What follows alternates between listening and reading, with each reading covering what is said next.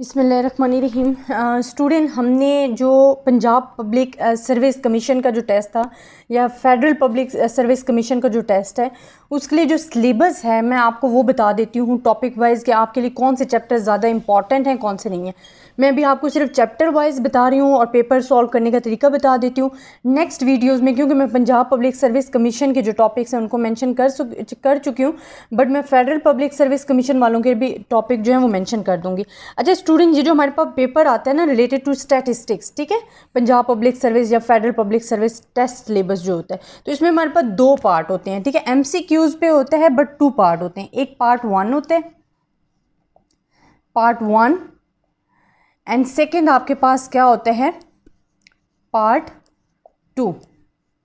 अब स्टूडेंट हमारे पास जो है MCQs आते हैं, अगर आपके कॉन्सेप्ट क्लियर हैं, आप उसको क्लियरली जो है आपको पता है कि ये टॉपिक क्या है, इसके फार्मूलाज क्या है, ये फार्मूला किस जगह अप्लाई होगा, या स्टैटिस्टिक्स का क्या मकसद है, किस जगह यूज़ होती है, फॉर द रिसर्चिंग के लिए यूज़ होती है। तो अगर ये आपको तमाम चीज़ें क्लियर हैं तो आप इजीली इस टेस्ट को जो है बहुत इजीली अटैम्प्ट कर सकते हो, कोई मुश्किल नहीं है। अच्छा, पार्ट 1 जो होता है ना स्टूडेंट, उसमें आपसे ग्रामेटिकली जो इंग्लिश से रिलेटेड हैं वो क्वेश्चन पूछे जाते हैं।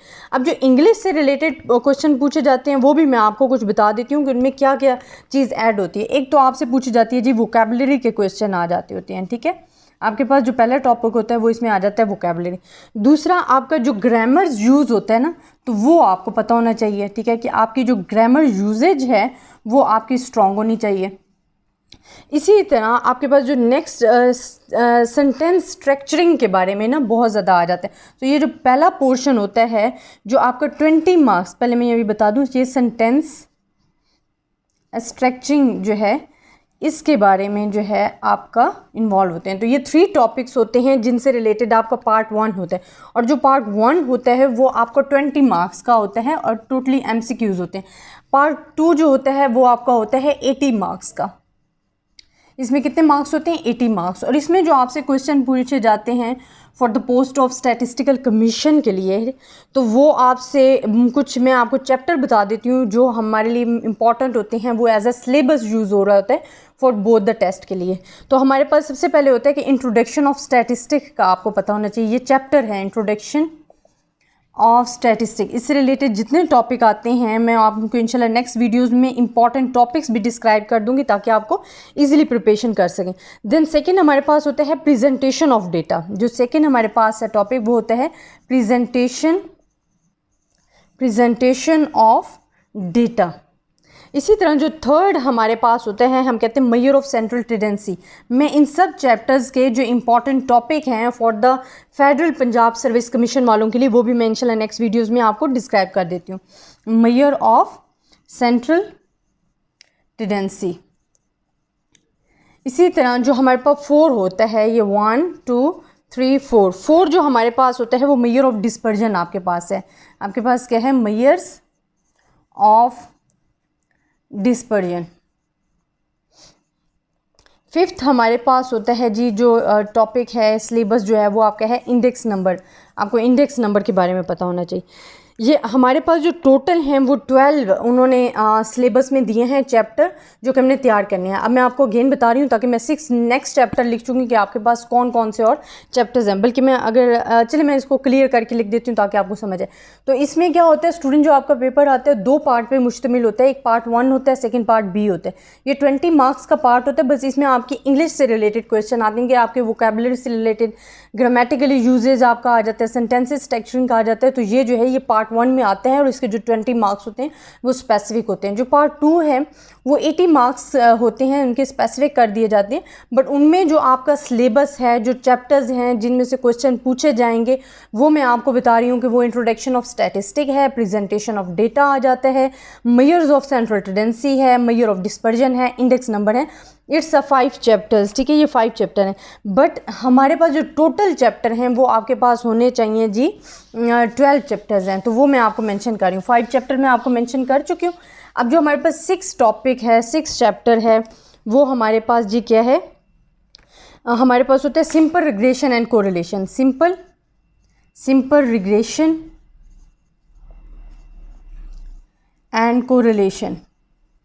इससे रिलेटेड आपको क्वेश्चन पता होने चाहिए। देन टाइम सीरीज़ एनालिसिस, 7 जो चैप्टर है वो आपका इंक्लूड है टाइम सीरीज़ एनालिसिस से रिलेटेड आपके क्वेश्चंस आते हैं। नंबर जो 8 है उसमें आपका इंक्लूड होते हैं sampling techniques, non probability and probability sampling. तो सैम्पलिंग टेक्निक्स जो हैं वो आपका नेक्स्ट चैप्टर आ जाता है, इंक्लूड होता है। नंबर 9 जो है उसमें यूज़ होता है टेस्टिंग ऑफ हाइपोथेसिस। क्या आ जाता है? Testing of hypothesis. इसी तरह आपके पास जो 10 चैप्टर इंक्लूड होता है for the preparation of the test FPSC and PPSC वालों के लिए जो सिलेबस है वो आपको डिस्क्राइब कर रही हूँ। तो जो हमारे पास 10 होता है वो है टेक्निक्स ऑफ रिसर्च आ जाती हैं इसमें। ये तमाम इनके जितने भी मैं चैप्टर बता रही हूँ नेक्स्ट वीडियोज़ में मैं इनके टॉपिक्स बताऊँगी इन चैप्टर्स के मोस्ट इंपॉर्टेंट टॉपिक आपके एग्जाम्स के लिहाज से कौन से हैं जो बहुत ज़्यादा क्वेश्चन उनमें से आते हैं। अच्छा, 11 हमारे पास आ जाता है रिपोर्ट राइटिंग एंड प्रेजेंटेशन का पता होना चाहिए। इसी तरह लास्ट वन जो आपके पास सिलेबस में चैप्टर इंक्लूड होता है वो होता है बेसिक